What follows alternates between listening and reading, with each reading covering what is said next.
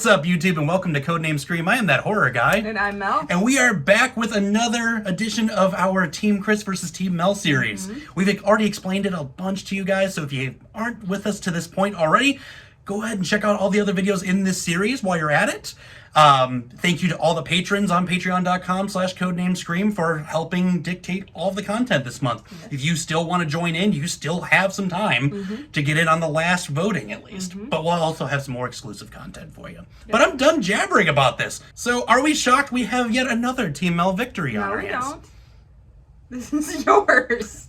I guess we both do this at least once during this series. This is great. This is good content. I picked The Mist. Yeah, so this one was up against The Mist, which was close to winning. Very close to winning. Which surprised me, because I thought Carrie would sweep it. Yeah, but how the voting worked out is it was between The Mist and the other one we're going to cover this week because they were neck and neck for votes. You almost had a full Stephen King week out of us. Almost. Almost, but you still got this one, which is arguably probably the best one of the original films. And the first one. And the first novel. What are we doing? We were doing Carrie. Yeah. Yeah, released November 3rd, 1976, obviously based on the novel by Stephen King. If you don't know that, why are you here? We can't educate you that much. We'll just drop a link in the description below for you to read the book. Yeah, and the book's fantastic. Yeah, it is. Written by Lawrence D. Cohen, directed by Brian De Palma, who you may know from Scarface and Mission Impossible. Two very different movies than Carrie. But anyway, that's what he did. The other things he's done.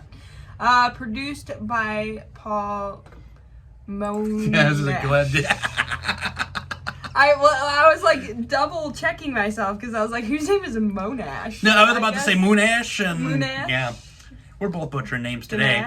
Ganache. Okay, anyway, budget box office. So let's talk some budget box office. Yeah, so we have a budget of $1.8 million, which is pretty small, you know. But pretty high for someone's first novel being turned into Exactly, a movie. Yeah, you got some risks coming in here with that much. When you go to the box office side, U.S. and Canada, we couldn't get any of the others, but for the U.S. and Canada side, we had $33.8 million. And then if you adjusted that for 2021 inflation, you're looking at $162.5 million. So success. So huge success all across the board, even when you inflate it. Yeah. And I would assume everyone loved it at the audience and critic side. For the most part. Critic score of 93%, which is on the much higher side than we're used to covering. Yeah. Audience score of 77%. Those are just people that have a vendetta against Stephen King for some reason. Because you know there's always those people that's like, Stephen King, bleh. Yeah. And I've noticed this whole series, we've been just getting a bunch of critic and audience high content. Yeah. Prior to this, we were like, audience was like 20%. That's because we're good at picking movies. Yeah, we are. That's really what it comes down to. We're not good at picking movies. They are good at picking movies. We just are good at suggesting films. Touche. But as we've talked about up till this point, we're kind of a spoiler free around here. It's like the diet soda, same look, great new flavor, you know. So that came out really weird. Yeah, it's a little weird, but you know, it's like, you know, maybe one day we'll be on a soda can, we can pitch it, you know. I just want to be on a Wheaties box. We're like the two least athletic people in the world. Did you see me? No. I'll be likely on the back of a milk carton before I'm on a Wheaties box. We'll have to be on two separate Wheaties boxes. I can't fit us both in the same one. Oh my goodness. Anyway, what is this movie I'm starting to feel a lot like Carrie White here. Jeez. Getting teased. Plug it up. Plug it up. Yeah, so Carrie White, poor teenage girl, just getting teased left and right by all of her classmates. Lady parts doing lady things. That Flo comes to town and in a very violent way gets lady things thrown at her. Really, this whole movie's just about blood in different different ways depending on what you look at it. But as we progress through the film, we discover that Carrie's got telekinesis and she's going to get them back one way or another. We're not going to get too far into it. I mean, you should have seen this movie to this point. You know, you're here, so you probably have enjoyed it in some way. But in case you haven't, I'm not going to spoil the ending. It just involves a lot of pig's blood, a lot of death, a lot of fire.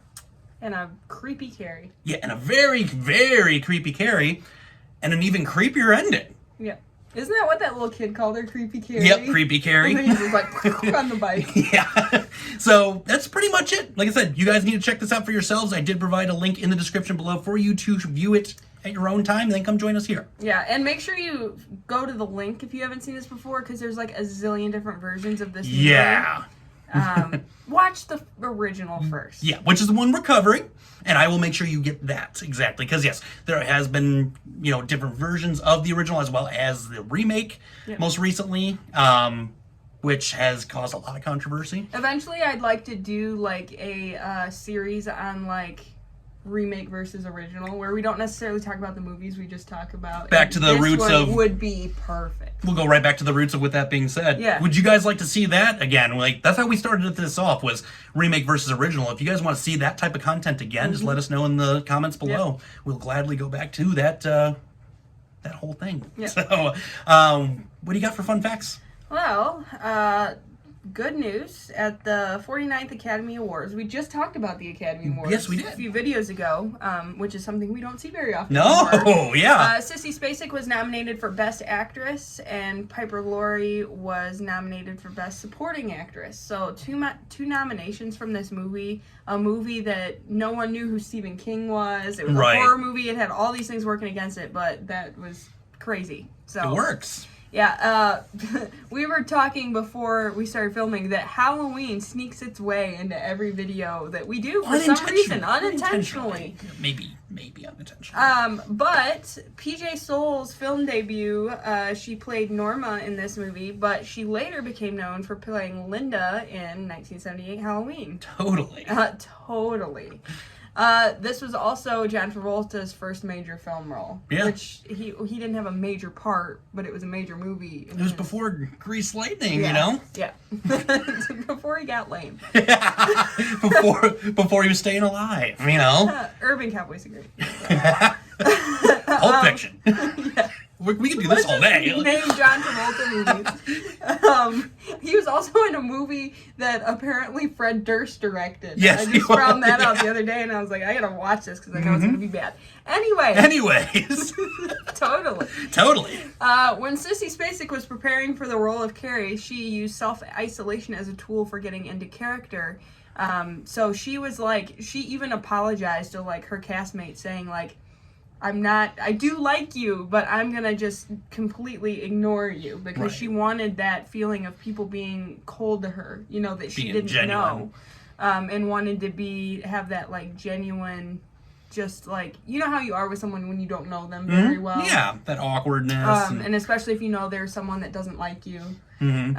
We're musicians, we know what that's like. The music scene is a whole thing. Right. But anyway, so she didn't surround herself with any of her castmates. She surrounded herself with religious iconography and started studying the Bible.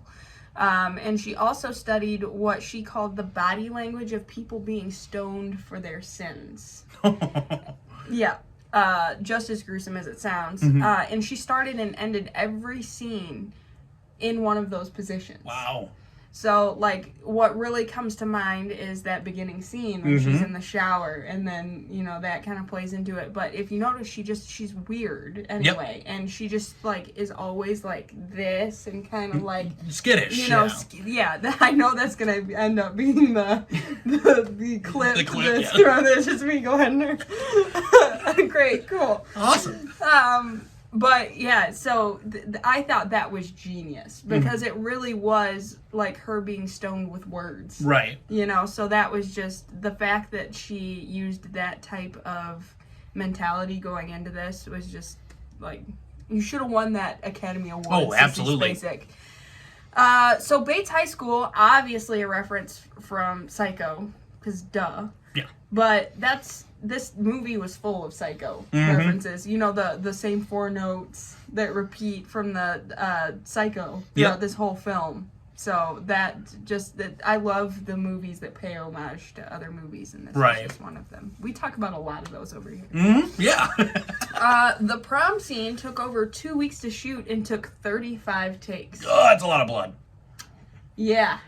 Yeah. And can you imagine, like, her having to, like, get cleaned up in Redouse between every takes? Oh. Yep. It just had to get all, like, looking good for prom and then just douse herself in blood. I'm just thinking, like, I'm glad it's not like a like Texas Chainsaw Massacre situation where they didn't bathe or Right. didn't have the budget to, you know, get all those outfits again. Yep. So, like, thankfully it wasn't that. Yeah. That would have been pretty Oh, terrible. Yeah. But yeah, that had to suck. Yeah. So we talked about this being Stephen King's first novel made into a film. He was so unknown at the time that in the first trailer his name was misspelled. I did notice that. So it was Steven, which everyone knows now that's not how you spell his name. No. But that's just so funny. Like, he's just like such a no name that the people editing the trailer were like, "What's his name? What's Oh, this guy? it doesn't matter. Just guess." That's good old Stephen King. That's Stephen guy. That's Stephen guy. This was cool, and I'd be interested. I'm not really an audiobook person because I like the way books smell. I'm one of those creepy people. No, who go to no, bookstores and I'm like, oh yeah, with every book I old get. books too. Yeah. Sissy Spacek performed the reading for the Carrie audiobook. I'd like to listen to I'd like that. to listen to that. I love Sissy Spacek. She's in one of my favorite movies of all time, Coal Miner's Daughter. Yeah. I watched that movie like a million Classic. times. And I just love her as a person. So I want her to read Carrie to me. I would like to listen to that. Stephen King got the idea for the book when he was working at a laundromat. Just picture that for a second. Stephen King working at a laundromat. Like, that kind of checks out. He based Carrie's mother after people he worked with. Some terrible coworkers. That's a laundromat I don't want to visit. Yeah, I don't want to be at that laundromat. I'm a sinner. I don't want to go there. Yeah. Well, and if he's working at a laundromat, it was like bloody clothing, and he's like, "Oh, hey, got an idea here." Or the people he works with goes, "Wash your clothes and wash your sins away." Or maybe like the washers were like overflowing. They're like, "Plug it up!" You know. A couple different things Feasible here. scenarios, none of them Probably which was none true. of which that were true, but it's okay. So Quentin Tarantino says this is one of his favorite movies of all time. And also Martin Scorsese saw the film 3 times when it was in theaters. So those are 2 very good endorsements. Yeah, those are some large accolades. Yeah. Last thing, there's so many differences between the book and the movie. Big time. One being the movie takes place in North Carolina, and with every Stephen King book, we know it's in Maine. Derry, Maine. And the ending is most notably like the biggest difference. I'm not going to spoil it for you, but the book completely different than the movie. And Stephen King, it got his approval because he said he liked their ending better than his own ending. That's saying something. Yeah, he seems like someone that doesn't like readily hand out compliments. No. So, yeah, that's a huge compliment to the writer in that case. Big time. I just want Stephen King to compliment me now. Now I can't stop thinking about that. Well, now he's gonna see us coming up with his idea and being like, "Oh, hey, you're those kids that make fun of me working at a laundromat. Those meddling kids." Yeah, but yeah. I don't know. I'm starting to say what I thought of the movie, but I want you to go first. I'll say you should complete your thought. Okay, I'll complete my thought because I'm just rambling on and on. Because anything Stephen King, I just can't stop. That's okay. Carrie was, I believe, the first Stephen King movie I saw. I saw this much too young. My dad was watching it on TV, and a lot of times my mom would come in the room to see what my dad was watching to make sure I could be in there. And it must have been on a commercial or something because I was sitting in there and I was watching this and all of its bloody gore. And I loved it from the time I was young. So not only is it like a nostalgia thing for me, as I'm sure it is for a lot of people, because I feel like this is a movie you see when you're younger, because it's not as graphic as a lot of, other horror movies. So I feel like kids are more likely to watch this. I just think this is such a beautifully written story, and it's a story, it's not often you watch a horror movie and say, oh, I can relate to this. Yeah, I can relate to Leatherface. No, you don't. But I was someone that got picked on a lot as a kid, really bad, to the point of Carrie, pretty much. And just seeing the revenge aspect of it is so awesome. And growing up with religious parents that also very much spoke to me. But it's just such a well-written story. Absolutely. I mean, and this was 1976. There'd been movies like revenge movies being made since, well before that. But this is the one that I think was the most well done up until this point. Absolutely. And also, not a lot of movies about telekinesis, I don't think. No. So that was, I think, a new aspect for a lot of people. There is not a single bad actor in this movie, which is another thing. Everyone in this movie was so good. That mom was terrifying. Scared the bejesus out of me, no pun intended. And Sissy Spacek just, knocked it out of the park. Oh, yeah. I also read that she almost didn't get this role. She wasn't going to even be allowed to audition, but something happened where she could audition, and they were like, oh, yeah, you're creepy. Oh, yeah. She worked perfectly for it. Yeah, so I just can't say enough good things about this movie. I've never met anyone that doesn't like this movie. Right. And I feel like if you don't, I would like you to tell me why. Yeah. I'm not going to fight you on this one. I know sometimes I'm like, I will get I will out my take you boxing gloves. But I just want to know why you don't like it, if you don't like it. If you don't, sign off in the comments here below, because I would be also curious to meet someone that doesn't. Yeah, well, now we know what you Because we know spoiled exactly. You spoiled your own story. I feel like it's a good way to seg into this. Yeah. You took a lot of what I was thinking right out of my head. I feel sometimes like you're living in my head. Rent is cheap. Yeah, I was going to say, rent is real cheap, and it's real empty up there anyway. So, lots of room for activities. Lots of room for activities. Did we just become best friends?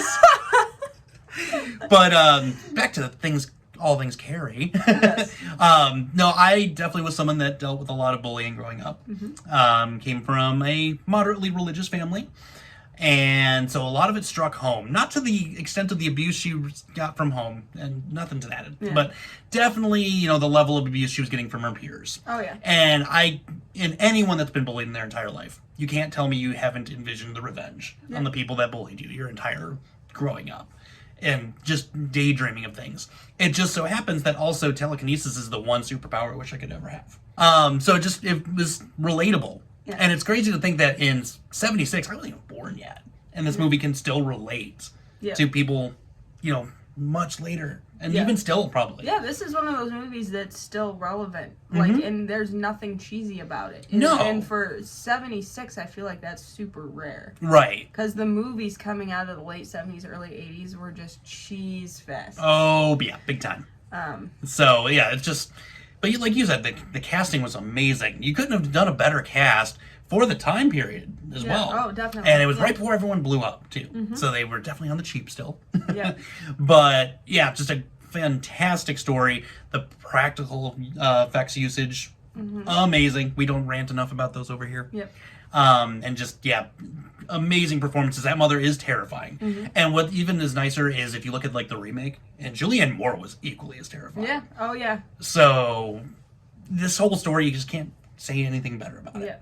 I'm right there with you. We have some similar situation here with this. So. And the last thing I'll say is we have one of the most iconic still images of all time. When you think of horror and you think of just Carrie drenched in that blood. Yep. Everyone knows what that is. Oh, yeah. If you haven't seen it, you know that scene. Yep. It's almost as iconic as The Exorcist with the briefcase under the streetlight. It's just when you think of horror and you think of still images, Carrie is one that is just ingrained, I feel like, in every horror fan's mind. Absolutely. Absolutely agreed.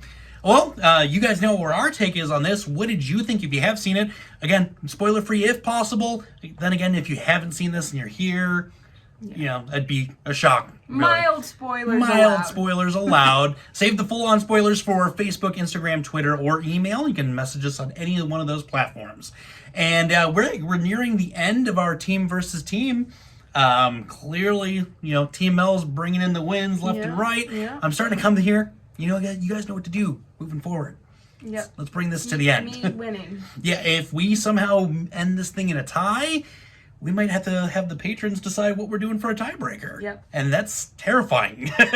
Because we will take the first comment that comes up. I'll just throw that out there. We'll have to have some sort of competition between us of some type. Yeah. Yeah. Nothing physical. We discussed the Wheaties box thing. You don't want to watch that on camera. It just doesn't look good. They have a running race. Go. Well, I'm gonna. Neither of us making it to the end of the Yeah, driveway. neither one of us making it dying. Yeah, that sounds awesome. All right. Well, with that being said, scare you later, YouTube.